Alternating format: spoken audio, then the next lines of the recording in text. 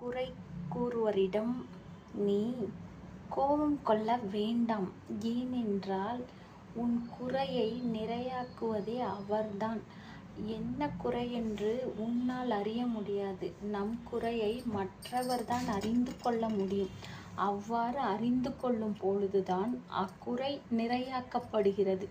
நிறையாக்கப்படும் பொழுதுதான் உன்னில் இருக்கும் குறையை நிறையாக்கிவிட்டு எப்பொழுதும் வாழ்வில் வெற்றி காண முடியும்.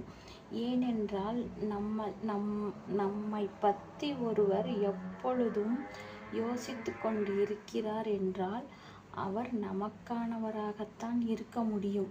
குறை சொல்கிறார் என்றால் நீ கரெக்டாக இருந்தால் அவர் யாரும் உன்னை சொல்ல போவதில்லை.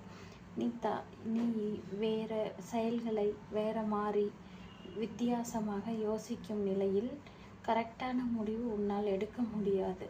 அவர் அந்த தருணத்தில் அவ்வாறு குறைகளை சுட்டி காட்டும் பொழுதுதான் நீ ஒரு நல்ல வெற்றியை நோக்கி வாழ்வில் முன்னேற முடியும்.